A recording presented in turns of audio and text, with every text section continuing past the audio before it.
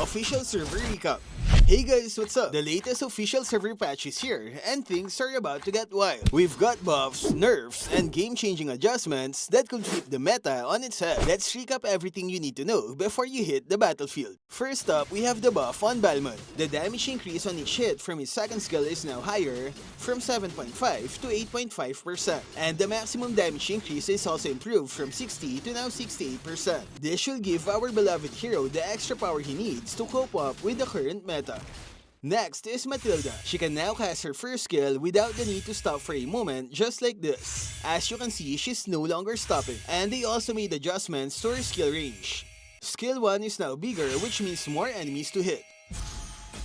However, her second skill range is now smaller. That means it's harder to give shield to allies that are too far. Next, we have Nolan. His first and second skills will have a slightly longer cooldown with an additional 0.5 seconds. In exchange, his ultimate will have a new effect where it can slow enemies by 30%, and its cooldown is also shortened by 3 seconds. So a more spammable ultimate, but his other skills had to take a hit. Next, we have the 4 heroes whose mana stats are removed. We have Claude, Arlott, Natalia, and Grok. Claude had the biggest effect because now he can use other emblems like Assassin and Marksman. Arlott players will have a field day in the battlefield. Now that his mana is removed, the only limitation in using his second skill are the marks. But that's not all, because they also buffed him with a shorter passive cooldown, from 8 down to 7 seconds. Natalia Roamer players will love this update. No mana means you can focus more on assassinating the enemy marksman. And finally, we have Grok. Add Guardian Helmet and the game could end without you ever recalling to the base. Overall, I think Claude and Arlott are the biggest winners here. There's a big impact to their game style. Expect to see them more in your ranked games this season. The effects on Grok and Natalia, on the other hand, are pretty so-so, I might say. It's good but not as game-changing as the first two. Next, we have Chip, where the developers aim to enhance his teamfight effectiveness while reducing his ability to roam across the map. His ultimate can now immobilize just like this. On the old version, it can only slow enemies around the skill.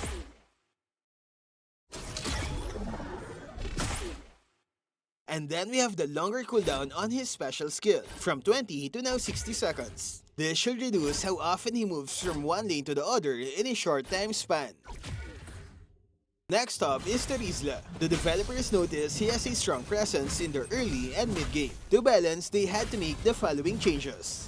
Passive damage reduction is now lower in the early levels, but it becomes higher when reaching late game. On the old version, it was a fixed 30% damage reduction, but now it scales with levels starting from 21, reaching up to 35%. Skill 1 also received an additional 2 seconds of cooldown. Meanwhile, his second skill will now have lower damage and longer cooldowns as well. Basically weaker early game, but it's a different story when it reaches late game. Next, we have the nerf on Hayabusa. They have shortened the attack animation on his ultimate, specifically for the higher levels. Right here, we have a level 1 and level 3 ultimate used at the same time.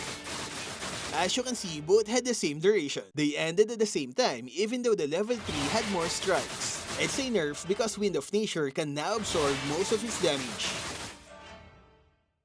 But that's not all, because his ultimate is also getting a damage nerf. From 75 down to 60% extra physical attack. Tough luck for our Hayabusa players. Next, we have the nerf on Lolita. The interval of her passive shield is now longer, from 5 to now 6 seconds. And instead of only magic power, her max HP will now also affect how much shield she can give. This should weaken the amount of shield from her passive. Moving on, we have the nerf on Roger. To balance his power, they had to increase the cooldown of his ultimate by 3 seconds in the early stages. This aims to reduce the frequency of transformation between forms. And his defense boost is also getting slashed with a minus 20 to 15 points. Hopefully it's enough to free up some of our marksmen who are now barely used because of Roger. Next, we have the nerf on Julian. The developers have lowered the damage of his enhanced first skill. That's minus 10 to 30 points of base damage at different levels. I don't think it will make a big difference though. Next is the nerf on Zhuxin. There's an issue with Zhuxin where her wave clear is weak, but her crowd control is too strong. To fix this, the following adjustments had to be made. Number 1, her second skill will no longer consume mana unless it hits an enemy hero. You can use it on minions and jungle creeps, and your mana won't budge. But if you use it on a hero, your mana will start draining.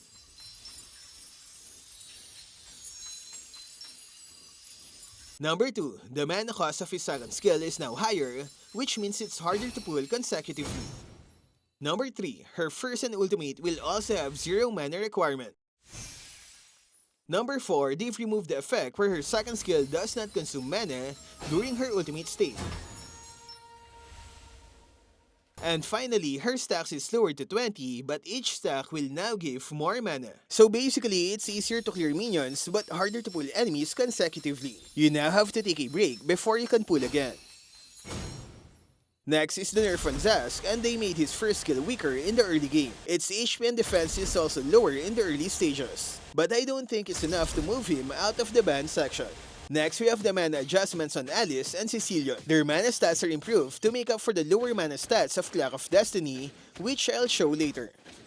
Next is Hylos. He has been overperforming in ranked games, and now it's his time to get nerfed. His attributes are being downgraded because he was benefiting too much from the recent item adjustments. And those are your hero adjustments on this patch. Now let's move on to the items, and I think it's a big one. First up, the new Twilight armor is here. The damage activation is now lower, making it more effective on a wider range of damage. And there's the fixed 20% damage reduction right when you buy the item. That means you don't need to stack up too much on HP to utilize the effect. You might want to add this to your build right now. Next is the nerf on Thunderbelt's true damage. The scaling is now based on extra instead of total defense stats. That means less true damage because it only counts the defense from emblems, items, and skills. Next is Clock of Destiny. It now gives 10% cooldown reduction, but its mana stat is cut in half from 800 down to 400. But don't worry because Wishing Lantern is here. They've added 400 mana points to its base stats. There's also an additional 5 points of magic power. So basically combine these two and you got your old Clock of Destiny mana stats. Next is the weaker burn effect of Glowing Wand. The developer said it was too versatile because of the Life Bane effect. To balance, its burn damage is now based on 1% of the target's max HP